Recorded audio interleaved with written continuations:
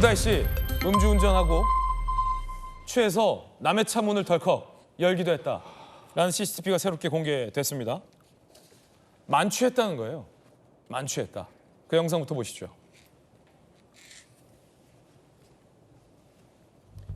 지난 5일 새벽 2시 43분 서울 이태원 해밀턴 호텔 앞 문다혜 씨의 음주운전 사고 당시 영상입니다. 캐스퍼가 깜빡이를 켜지 않고 차선 변경을 시도합니다. 그러자 2차선에 있던 검은색 택시와 부딪힙니다. 사고 직후 다혜 씨 차량 운전석으로 다가간 택시기사 문다혜 씨 안 나오죠?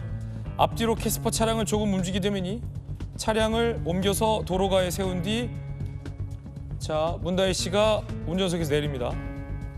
그런데 다혜 씨와 이야기를 나누던 택시기사가 어디론가 뛰어갑니다. 자, 이렇게요. 잠시 뒤 택시기사의 신고를 받은 경찰이 교통사고 현장에 나타났습니다. 사고 당시에 새로운 CCTV 화면 공개가 됐고요.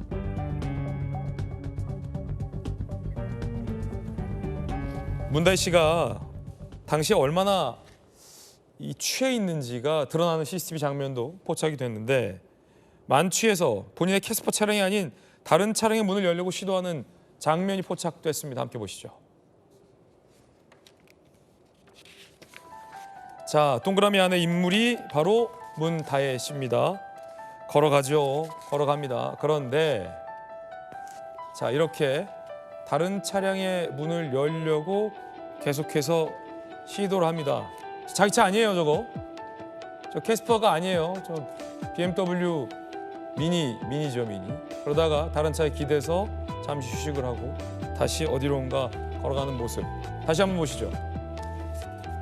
저게 차가 저 BMW 미니 쿠퍼도 작아서 헷갈릴 수 있는데 맨정신에서 헷갈리지 않죠. 자기 차인데. 다른 사람의 차, 역시 다른 경차, BMW 경차의 운전석 문을 계속 엽니다. 열리겠습니까? 안 열리죠. 자기 차가 아니거든요. 기대서 호흡을 가다듬는 문다혜 씨. 만취했다는 거예요. 만취했다는 겁니다. 그리고 다른 곳으로 갑니다. 이양수 의원님.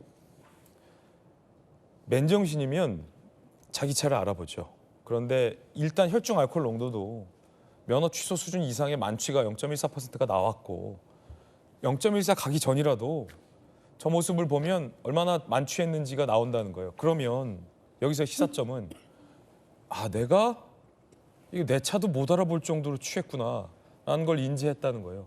그러면 적어도 운전할 생각은 말았어야죠. 당연한 말씀이죠. 그 저녁을 한 7시 반쯤에 약속 장소로 가서 시작했다가 첫 번째 그 식당이 10시쯤 문을 닫았다고 그랬잖아요. 그래서 두 차례 더 이동을 해서 지금 3차째 하고 지금 나온 건데 그러면 지금 1차하고 2차 이동한 것도 지금 차량으로 이동했는지 그런 것들도 좀 했다면 음주운전을 지금 여러 차례 한 거거든요. 예. 뭐 걸어서 했다면 뭐 상관은 없었겠습니다만. 그리고 이제 저기서 남의 차를 열려고 하다가 저게 안 열리고 호흡을 가다듬고 다시 동료들이 있는 데로 간 것 같아요. 식당 안으로. 그럼 거기에서 도대체 그 동료들도 좀 말리거나 대리운전을 불러줬어야 되는 거 아닌가. 그러니까 동석자가 있다는 건데. 네. 그리고 그 음주 자리에 본인이 가서 나왔을 때 아까 저 차가 내 차가 아니다라고 하는 걸 인식을 했다면 왜냐하면 본인 차는 저기서 한 수십 메다 떨어진 곳에 있었으니까요. 예. 그럼 내가 이거 내 차도 인식 못할 정도로 술이 많이 취했구나. 이런 생각이 들었다면 당연히 대리운전을 불렀어야 할 텐데 저렇게 너무 또 자연스럽게 또 차를 가지고 가고 이러는 걸 보면은 음주운전을 하지 말아야 된다는 그 아버님의 말씀을 아주 어기는 그런 자식이 아닌가 하는 생각도 들고 뭐 사회 통념이죠. 음주운전을 하지 말아야 된다는 것은 이제 거의 다들 모든 전 국민이 다 아는 건데 문다혜 씨 참 안타까운 그런 행동입니다. 자, 지금 뭐 벽에 기대는 모습도 있고요.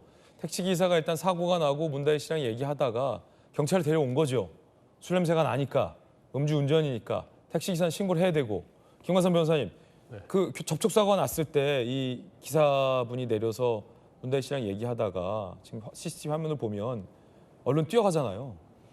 그리고 경찰을 데려오잖아요. 이 얘기를 해보면 일단 많이 취했구나. 술 냄새가 난다. 그 음주운전하는 운전자를 발견했을 때 경찰에 신고할 의무가 있는 거죠. 아니 의무는 꼭 있는 건 아니에요. 네. 의무는 있는 건 아니지만 요즘은 뭐 앞주차가 갈지자로 간다랄지 신호위반한다랄지 뭔가 술 먹은 거 같으면 요즘 다 신고를 하거든요. 예. 술 취했다 한 것으로 의심된다고. 그래서 음주운전이 적발되는 경우도 많은데 이 0.148 정도 되면요, 이 술을 정말 많이 먹은 거예요. 그러니까 술을 좀 먹을지 않은 사람이라고 한다면 적어도 소주 2병 이상. 네. 그리고 좀 못 먹는 사람이라도 뭐 소주 1병 이상은 먹은 거거든요. 그러면 저 정도의 상태로 한다면 우리가 말하는 이제 명정 상태예요. 그게 뭐예요? 완전히 중독이 돼서 자기 정신이 아닌 거죠. 네. 그렇기 때문에 근데 요즘 최근에 들어서 윤창호법이랄지 이런 거에 의해서 음주운전이 처벌이 강화됐다는 걸 사람들이 다 많이 알거든요. 그래서 명정 상태가 되기 전에는 대리기사를 많이 부릅니다. 이거 처벌받겠다.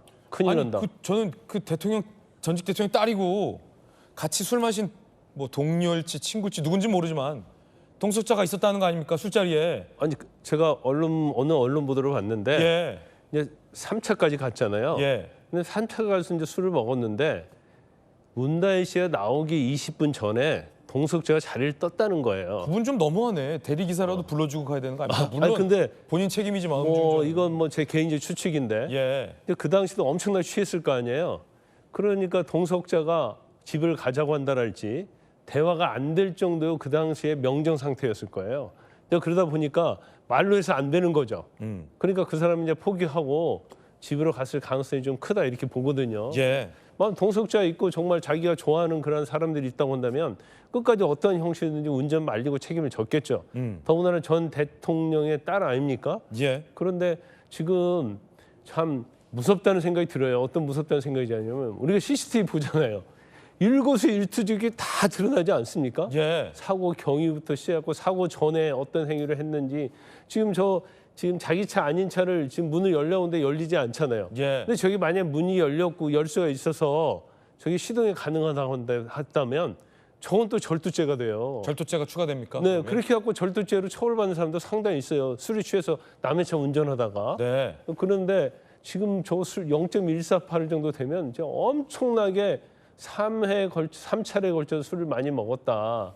그러면 사실은 지금 굉장히 뭐 본인뿐만 아니라 본인의 아버지, 부모가 지금 검찰을 수사받는 상황이잖아요. 네. 근데 조금 있으면 이제 문다혜 씨하고 문재인 전 대통령도 소환을 할 거예요. 굉장히 엄중한 시기단 말이에요. 그럼 상당히 자제를 하고 그래야 하는데 참 저렇게 한 행동에 대해서는 정말로 부적절하죠. 예. 상당히 부적절한 행동만큼은 분명합니다.